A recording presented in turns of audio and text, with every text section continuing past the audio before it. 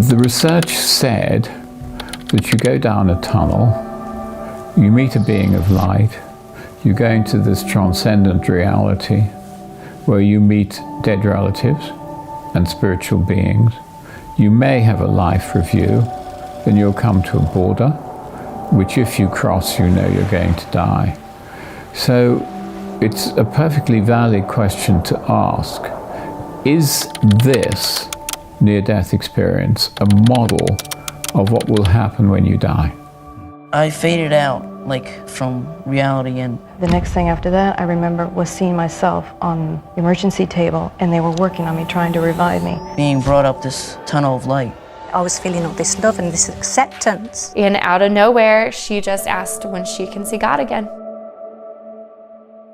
I woke up about 4:30 in the morning with severe back pain, headache. The next thing my family knew is I was lapsed into general epileptic seizures.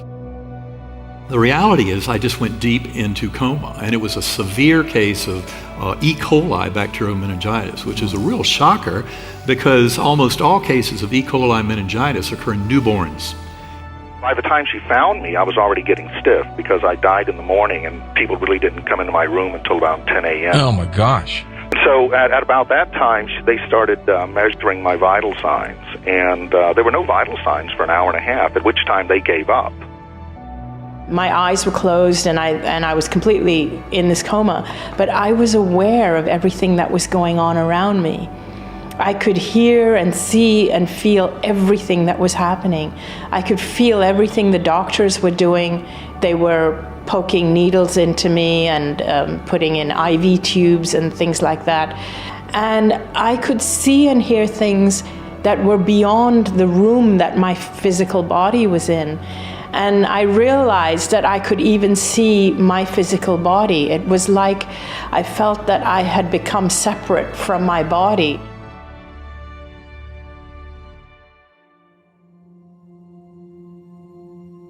They had CT and MRI scan data showing that all 8 lobes of my brain were affected. No part was spared. And that's why to have an extraordinarily rich experience, far more real than anything I'd ever experienced in my life, completely violates everything I thought I knew about brain, mind, Because you need a conscious brain to experience. But no, you don't. It was like being in dirty jello. I called it the earthworm's eye view. And I was there for a very long period of time. I'm sure I didn't have any kind of memory formation moment to moment. So it seemed to last forever. But the good news is it didn't. I was rescued by this slowly spinning, pure white light with fine silvery and golden tendrils. And as it came towards me, I realized it came with a perfect musical melody.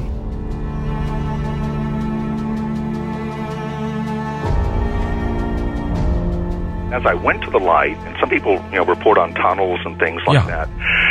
Mine was, I guess you could call it a tunnel in a way, but it was this rainbow shimmering light, and the light was, part of it was going to the light, and the other part of it was coming from the light. And as I was moving up, I sort of realized that that the column of light going up was all the people that were dying at that time, and the other side of the same light, actually it was the same light beam, on the other side was all the souls coming in, being born.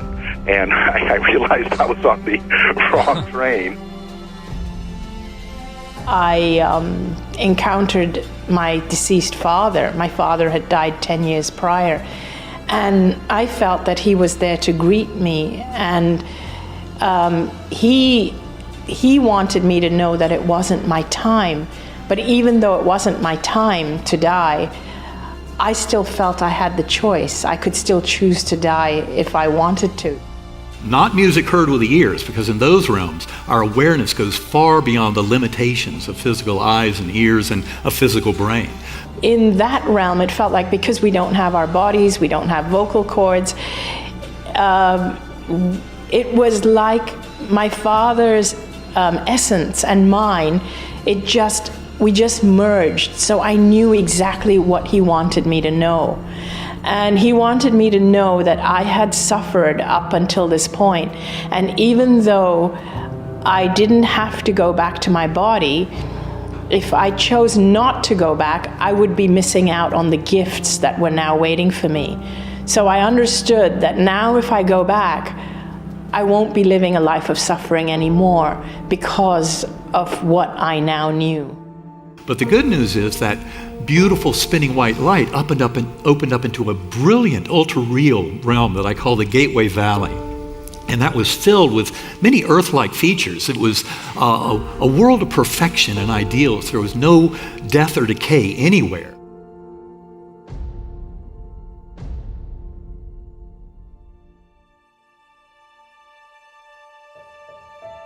Beautiful, lush plant life, flowers, buds on trees, blossoms, colors beyond the rainbow. I was a speck of awareness on a butterfly wing among millions of butterflies, looping and spiraling in vast formations above this Gateway Valley. And in that valley were thousands of beings dancing, lots of joy and merriment.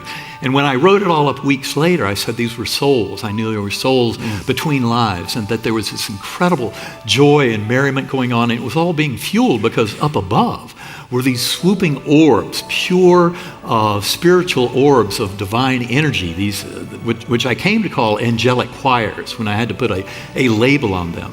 But it was the anthems and chants and hymns that would thunder down from this beautiful chorus of angels above that was fueling this incredible festivity, sparkling waterfalls into crystal blue pools, and all of this joy and merriment. Almost right after my experience, I'd say within a couple of months after my experience, the light would just come and get me and take me out of my body. So I would go to the light again, and the light and I would have more conversations, and I was always given an idea or an invention to bring back. Every exchange I've ever had with the light. It took about a year or so where I got comfortable with these experiences and just would let it happen. And Phyllis Atwater and Ken Ring were the first to tell me that, Mellon, nobody else does this. I said, well, I go back to the light every day. At one point, I was told I would, from now on, have contact to universal intelligence, and that I could answer any question. And I've been tested in double-blind university experiments on this, on being able to give answers about something I should know nothing about whatsoever. But I go to the light and I get answers. But I was warned before I came back. The light said, when you go back, don't be surprised.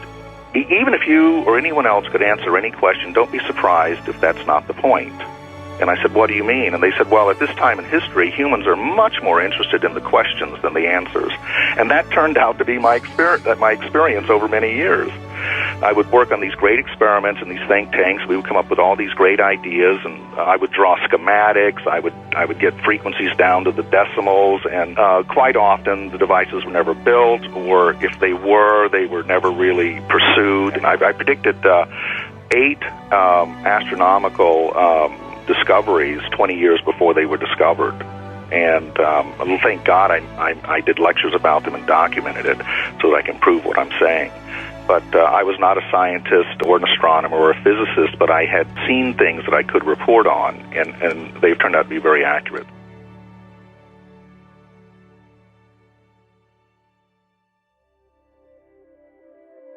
So you felt comforted.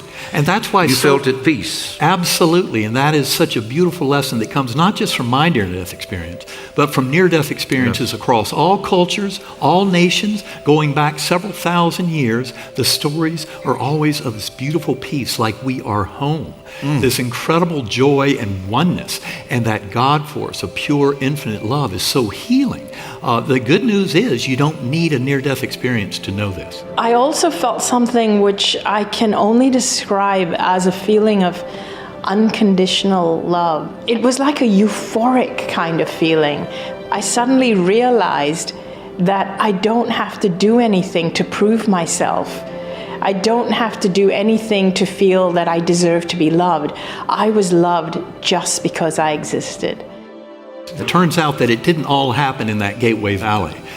That in fact the music from those angelic choirs provided portals to higher and higher levels, all the way out to the core.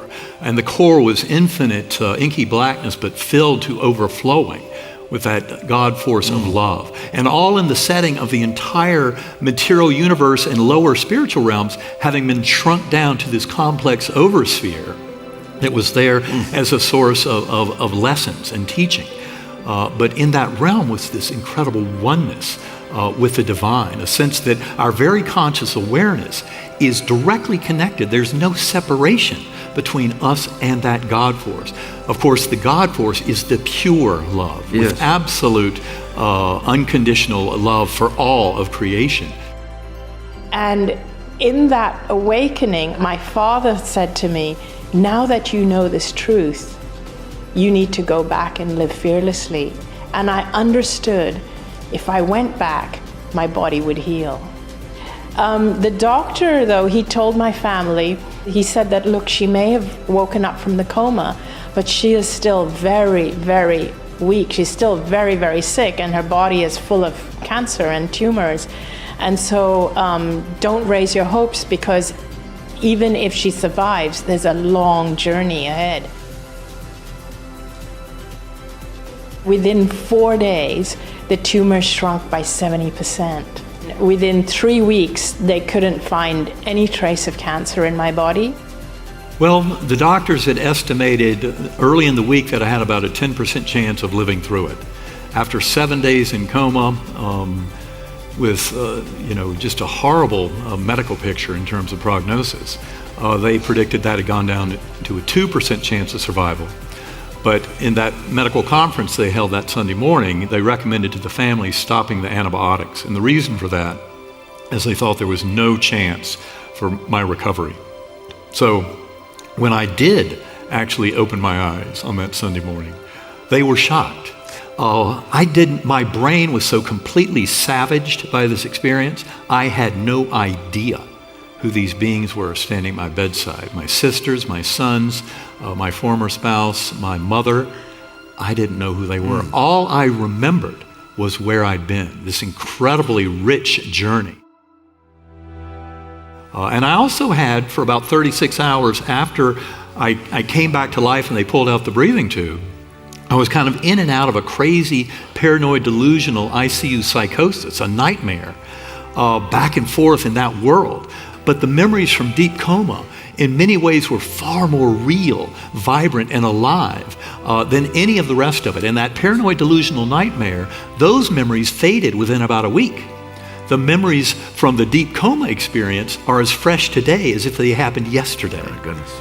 You know, when millions and millions of people start sharing these stories, there is no doubt of the eternity of soul and the reality of this God.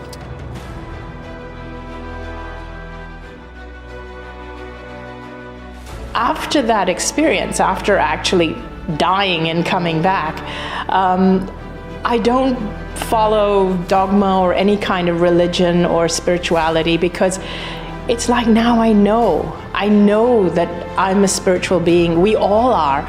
Every single one of us, we are. We don't have to work at it. I don't have to keep working at it or trying to be more spiritual. I already am. There's nothing to work at. We all are. I realized from death that actually my purpose here is to immerse myself in life fully, not to spend it thinking about creating the perfect afterlife. I'm here for a reason, and I'm here to be who I am. I'm a facet of this universe. I'm an aspect, and I am the way I am for a reason. My purpose is to be as me as I can be. What I learned, and what I believe to this day, is that the physical body that we live in actually gives us the most beautiful vehicle ever imagined to experience time and space. There may be people here that think they're in pain, that think their life is not anything like they want. But I tell you, I have met people that would give you anything for the worst day of your life, because even the worst day of your life is so filled with potential.